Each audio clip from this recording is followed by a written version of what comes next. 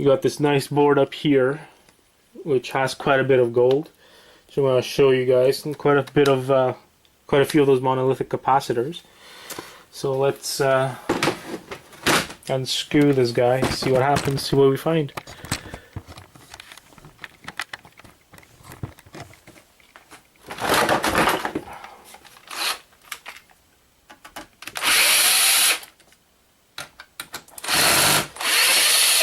Sure we'll find something interesting in here, but usually these flat screens don't have much, especially compared to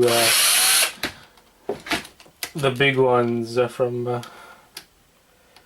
those big CRT monitors from back in the day. Those had quite a bit of aluminum and obviously copper.